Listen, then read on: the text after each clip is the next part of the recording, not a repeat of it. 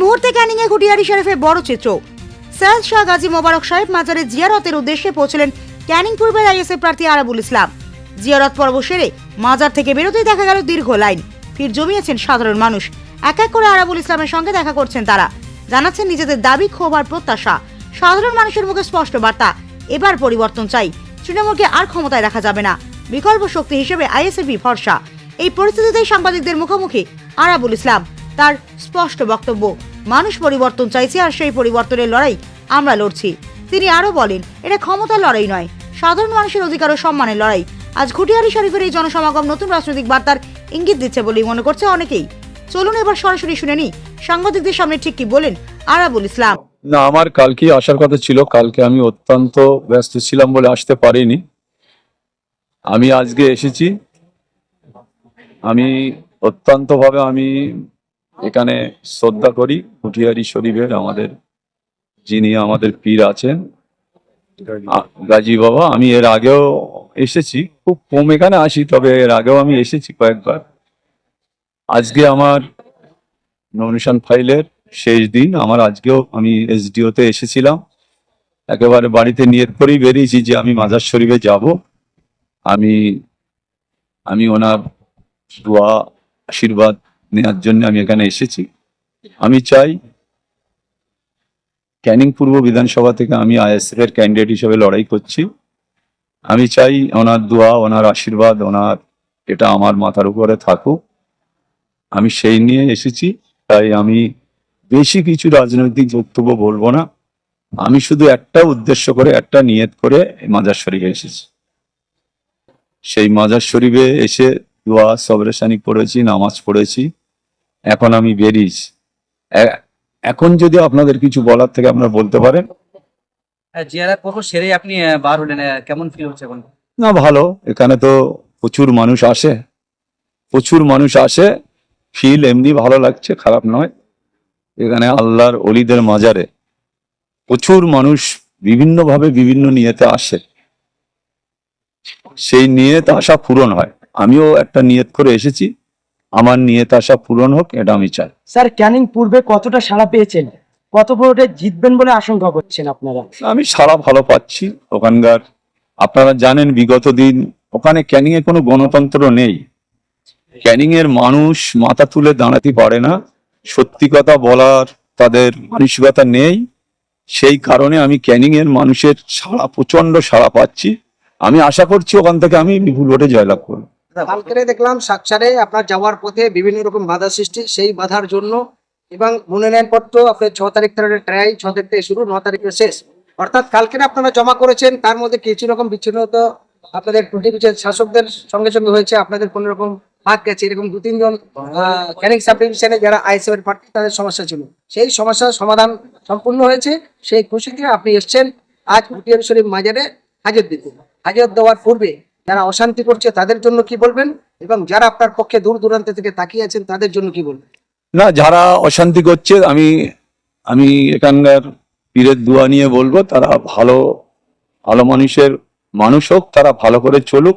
আমরা তো অশান্তি চাই না। আমরা যারা ক্যানিং এর মানুষ, পিছিয়ে পড়া, অসহায়, খেটে খাওয়া মানুষ, তারা ক্যানিং এ সবসময় শান্তি চায়, কিন্তু তারা আছে অশান্তির মধ্যে। তাই আমি চাই যে আমার ওখানে ক্যানিং এর মানুষ আমাকে আশীর্বাদ করুক, আমি শান্তি প্রতিষ্ঠা করব, গণতন্ত্র ফিরিয়ে আনবো। আমি আশা করছি এটা আমার পীরের দোয়ায় আমি নিশ্চয়ই এটা পাই। স্যার, মুখ্যমন্ত্রী যুবসাথী দিচ্ছে, লক্ষ্মী ভান্ডার দিচ্ছে, আপনারা জিতলে ছাত্র সমাজকে আপনারা কি দেবেন? না, আপনারা দেখেছেন মুখ্যমন্ত্রী কি করছেন, সেটা বাংলার মানুষ জানে। আমি ওনার দলে ছিলাম, আমি এই ব্যাপারে এখানে দাঁড়িয়ে বাজে কিছু বলবো না। ওনার দলেই তো আমি এতদিন ছিলাম। উনি কি দিচ্ছেন না দিচ্ছেন, আমরা চাই ওনার ওনার পতন চাই। আমরা এখানে দাঁড়িয়ে আমি বলছি মুখ্যমন্ত্রীর পতন চাই। কেন? উনি যে মুসলিম ছেলেদের দিয়ে যেভাবে খেলিয়ে বাংলায় কয়েক হাজার নয়, কয়েক লক্ষ মুসলিম ছেলেরা আজকে জেলে, শুধু জেলে নয়, এমন এমন ছেলেরা আছে তাদের মেরেও দেওয়া হচ্ছে। আমারও তো মেরে দেওয়ার জন্য চেষ্টা করেছিল, জেলেতে মেরে দেওয়ার জন্য চেষ্টা করেছে। তাও আল্লাহ আমার মাথার উপরে ছিল। আমি জেল থেকে ফিরে এসে আমি নিশ্চয়ই মাথা তুলে দাঁড়াতে পেরেছি। আমি মনের কাছে সিদ্ধান্ত নিয়েছি, যে দলটা 30 বছর ধরে যে দলটা করেছি, সেই দলটা কেন ছাড়লাম আমার মনে আক্ষেপ আছে, দুঃখ আছে, আমি সেটা এখানে বলবো না, পরে বলবো। তবে একটা কথা আমি এখানে মাজার শরীফে দাঁড়িয়ে বলতে চাই, তৃণমূলটা আপাতত শেষ হোক, বিদায় হোক। অন্তত বেকার যুবক তরুণ যারা চাকরিজীবী, যারা আজকের খাদ্য দুর্নীতি, কয়লা দুর্নীতি, শিক্ষা দুর্নীতি আজকে গোটা বাংলায় ছেয়ে গিয়েছে। তাই আমি চাই ওই দলটা শেষ হোক। আপনারা দেখেছেন উনি যেখানে যাচ্ছেন মুখ্যমন্ত্রী সেখানে লোক ফ্লপ। আজকে হাড়োয়াতে দেখেছেন 4 ভাগের 1 ভাগও লোক হয়নি। ভাঙড়ে আসলে দেখবেন ক্যানিং, ভাঙড়, সোনারপুর, বারুইপুর, ক্যানিং থেকে নিয়েও ওই মানে যে 30,000 40,000 লোক সেটাও হবে না, 10,000 লোকই হবে। তা আজকের হাড়োয়ায় ওনার মুখী জামা বসে দিয়েছে হাড়োয়ার মানুষ। আগামী দিনে বাংলায় যেখানে যাবেন ওনার মুখী জামা বসে দেন। দাদা একটা শেষ প্রশ্ন রয়েছে যে রাজ্যের মুখ্যমন্ত্রী মমতা বন্দ্যোপাধ্যায় গত কিছুদিন একটি মন্তব্য করেছিল যে জুম্মার দিনে ইমাম সাহেব নাকি উস্কানিমূলক নাকি বক্তব্য দেয়, এটা আপনি কিভাবে দেখছেন? এটা ওনার মানসিকতাটা তো, উনি তো মুসলিমদের ভালো চোখে আজ পর্যন্ত দেখেননি। উনি এবারে রাজ্যসভায়, প্রতি বছরে তো রাজ্যসভায় একজন করে মুসলিম যায়, এবারে একটাও মুসলিম পাঠায়নি। তার মানে ওনার মানসিকতাটা কি? উনি শুধু মন্দির করবে, মন্দির তৈরি করবে আর সেখানে হবে। মুসলিমদের জন্য উনি তো ভাবেননি। 1% ওনার সময় মুসলিমরা চাকরি পায়নি, অন্য সময় 4% 6% লোক চাকরি পেয়েছে, সিপিএম এর সময় চাকরি পেয়েছে, আর ওনার সময় 1% মুসলিম চাকরি পায়নি। ওনাকে কি বলবে? উনি অপদর্থ, উনি মুসলিমদের পথের কাঁটা উনি। তাই আমি বলতে চাই ওনার মতন লোক, ওনার মতন মহিলা অন্তত পশ্চিম বাংলা থেকে দূর দূর দূর হটলে আবার বাংলার মানুষ অন্তত সুস্থ হবে। মানুষকে যে বিস্ফোরক মন্তব্য করছে মুখ্যমন্ত্রী, তারা সাধারণ মানুষ বুঝতে পারছে না তিনি যে মুসলিম বিরোধী। সাধারণ মানুষ কি এবারে বাংলার মুসলিমরা জবাব দেবে, তৈরি আছে। এবারে বাংলার মুসলিমরা জবাব দেওয়ার জন্য তৈরি আছে। আর সেটা উনি 2026-এ এই 4ই মেতে উনি বুঝতে পারবেন যে উনি আবার কোথায় যাচ্ছে। না, যারা অশান্তি করছে আমি এখানকার পীরের দোয়া নিয়ে বলবো, তারা ভালো ভালো মানুষ হোক, তারা ভালো করে চলুক। আমরা তো অশান্তি চাই না। আমরা যারা ক্যানিং এর মানুষ, পিছিয়ে পড়া, অসহায়, খেটে খাওয়া মানুষ, তারা ক্যানিং এ সবসময় শান্তি চায়, কিন্তু তারা আছে অশান্তির মধ্যে।